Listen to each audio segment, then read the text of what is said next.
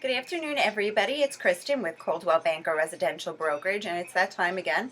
It is time for our weekly video blog, and I recently received an email from a homeowner who was thinking about listing their home, and they wanted to know what things that they would need to have legalized. They've lived in their home for quite some time, and they were thinking about putting it on the market, and they were just curious. So I wanted to do this video blog specifically to answer their questions and any other homeowners out there that were thinking of this. Also for buyers that are thinking about going out and looking what they'll want to watch out for in listings.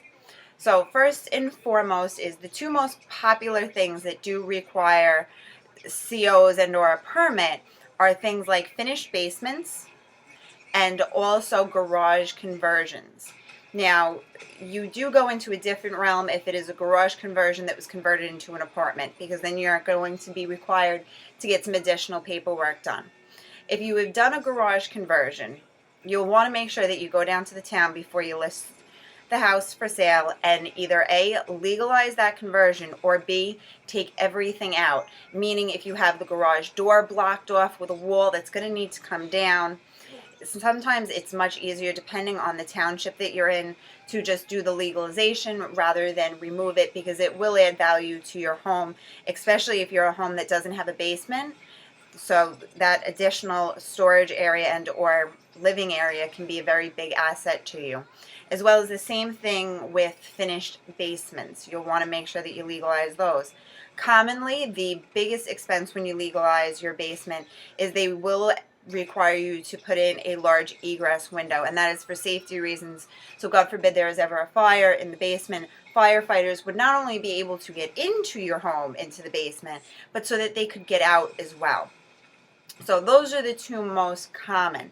If you have an apartment that is in there, whether or not it is currently legal or not, you will want to make sure that you obtain the correct paperwork.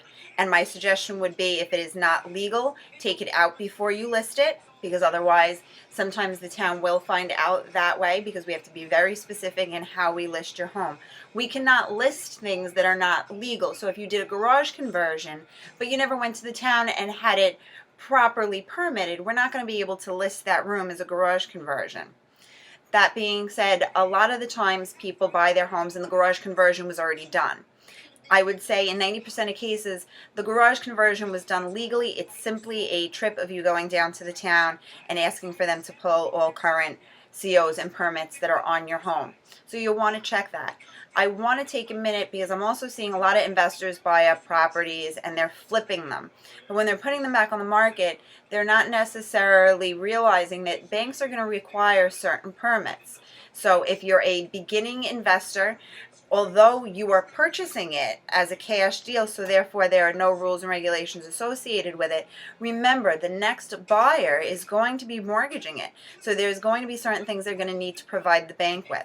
So either A, as soon as you clear title on it and the house has become yours, get working on the necessary permits, or B, convert it back to what it was originally. Because again, otherwise we can't list it. For those homeowners who have it listed and they said their agent would deal with it when the time came, you have to understand, when that is told to you, that means that you will A, either have to get the permit, or B, remove it. If you have accepted an offer and then you change what the house actually has in it, you may need to adjust the price accordingly.